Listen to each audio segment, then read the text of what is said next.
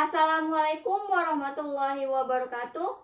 Bagaimana kabarnya? Semoga selalu dalam keadaan sehat dan tetap semangat dalam mengikuti pembelajaran jarak jauh. Tetap selalu patuhi protokol kesehatan untuk mencegah penularan virus. Kembali lagi bersama saya, Mutiara Rahmadani Putri, dalam pembelajaran sejarah peminatan. Nah, dalam video kali ini kita akan membahas mengenai peradaban awal dunia. Nah, untuk materi yang pertama yaitu sungai dan perkembangan peradaban. Pada umumnya, peradaban kuno di dunia berkembang di sekitar sungai-sungai besar. Bangsa Mesir, Irak, India, dan Cina kuno mengembangkan peradabannya di kawasan sungai besar yang melintasi kawasan tersebut. Sungai Nil di Mesir, Efrat dan Tigris di Irak, Gangga di India, dan Kuning di Cina merupakan pusat-pusat peradaban tertua di dunia. Keempat sungai tersebut memiliki karakter berbeda yang menyebabkan penduduknya mengembangkan cara hidup yang berbeda pula. Hal ini disebabkan adanya perbedaan keadaan geografis, musim, cuaca, serta tanaman yang diolah. Belajar dari perbedaan karakter sungai-sungai tersebut, masyarakat kuno menggunakan cara berbeda dalam menanganinya. Di Mesir dan di Cina, penduduk menggunakan irigasi untuk mengalirkan air ke tanah subur dan untuk melipat gandakan hasil pertanian. Masyarakat di Mesopotamia membuat irigasi dengan mengeringkan tanah untuk dijadikan tanah pertanian. Adapun petani India kuno melindungi dirinya dari banjir Sungai Indus sambil memanfaatkan kesuburan tanah dari lumpur yang dibawa oleh aliran banjir. Nah, pada bab ini kita akan menjelaskan tentang perkembangan peradaban masyarakat kuno yang terdapat di Asia, Afrika, Eropa, dan Amerika. Nah, yang pertama kita akan bahas pusat peradaban kuno di Asia. Yang pertama yaitu peradaban India kuno. Peradaban India kuno dikenal sebagai peradaban lembah Sungai Indus. Luas geografis wilayah peradaban ini meliputi 1,25 juta kilometer kuadrat atau seluas Pakistan sekarang. Dua kota yang sangat terkenal di wilayah ini adalah Mohenjo-daro di wilayah Pakistan Selatan sekarang dan Harappa di daerah Punjab. Dari reruntuhan yang ditemukan dapat disimpulkan bahwa kedua kota tersebut sangat besar menurut ukuran masanya, membentang sepanjang 4,8 km dan didiami oleh penduduk dalam jumlah besar. Dibangun dengan menggunakan bata, kedua kota tersebut sebagian besar tidak dikelilingi oleh benteng, kecuali menara pengawas yang tingginya 12 meter sampai 15 meter dari dataran sekitarnya. Peradaban Sungai Indus berkembang selama kurang lebih 1000 tahun. Namun peradaban tersebut tampak muncul secara singkat dalam sejarah peradaban umat manusia karena mengalami kehancuran. Selanjutnya, masuknya bangsa Arya dan terbentuknya peradaban India. Nah, yang pertama kita akan bahas mengenai bangsa Arya.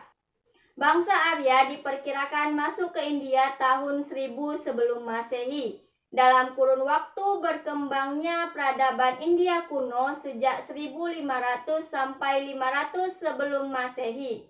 Fakta menunjukkan bahwa bangsa Arya datang ke India jauh setelah peradaban lembah Sungai Indus runtuh. Ketika bermigrasi ke arah sebelah timur seperti lembah Sungai Gangga dan daerah Delhi sekarang, bangsa Arya bertemu dengan peradaban penduduk asli. Dari pertemuan itu lahirlah sintesis budaya yang kemudian membentuk budaya India baru. Selanjutnya yaitu sistem kasta. Pada sekitar 500 sebelum Masehi, terdapat 4 lapisan masyarakat, yaitu yang pertama Brahmana atau pendeta yang merupakan ahli agama dan bertanggung jawab dalam melakukan upacara-upacara ritual keagamaan. Kasta yang kedua yaitu ksatria atau bangsawan adalah yang harus mempertahankan penduduk dari serangan musuh di medan tempur. Selanjutnya yaitu waisya atau kasta petani dan pedagang adalah penghasil bahan makanan dan kasta yang harus membayar pajak. Selanjutnya kasta yang terakhir yaitu sudra atau buruh yang semula sebagai budak taklukan bertugas melayani kelas lainnya dengan cara kerja keras.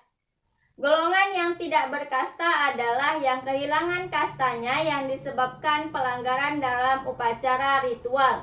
Kelompok ini atau paria bekerja di luar aturan keempat kasta tersebut. Secara sosial, pekerjaannya tidak diakui sebagai pekerjaan yang diharapkan oleh masyarakat.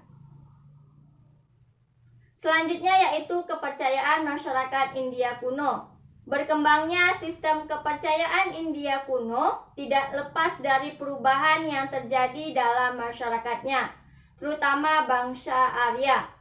Dewa-dewa bangsa Arya merupakan fenomena alam seperti Agni atau dewa api, Indra atau dewa perang, dan Rudra atau dewa pencipta bencana yang menyebarkan penyakit kepada pengikutnya. Dewa-dewa tersebut menghendaki upacara-upacara ritual pengorbanan. Keyakinan ini kemudian dikenal dengan Brahmanisme yang merupakan cikal bakal agama Hindu. Kepercayaan masyarakat India kuno mencapai puncaknya pada abad ke-6 dan 5 sebelum Masehi dengan berkembangnya ajaran Hinduisme, Jainisme, dan Buddhisme. Selanjutnya yaitu kerajaan-kerajaan India kuno dan sistem pemerintahannya. Yang pertama yaitu India di bawah Persia. Pada tahun 513 sampai 298 sebelum Masehi, India jatuh ke tangan bangsa Persia di bawah Kaisar Darius. Dari bangsa Persia, bangsa India memperoleh pengetahuan mengenai pembuatan mata uang dari perak, bahasa dan tulisan Aramaik atau bahasa Persia, serta pengalaman berdagang dengan Barat. Selanjutnya yang kedua yaitu dinasti Maurya.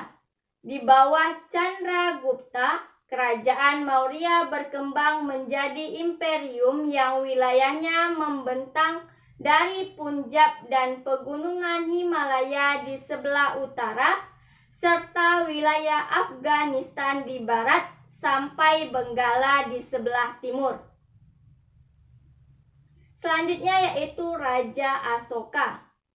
Sepeninggal Chandragupta, wilayah imperium diperluas oleh cucunya yang bernama Asoka sampai ke Kalinga di pantai timur India.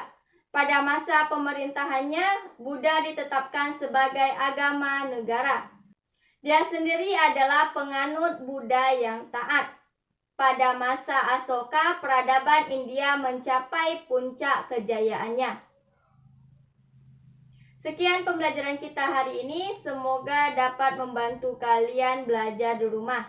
Sampai ketemu di video selanjutnya. Assalamualaikum warahmatullahi wabarakatuh.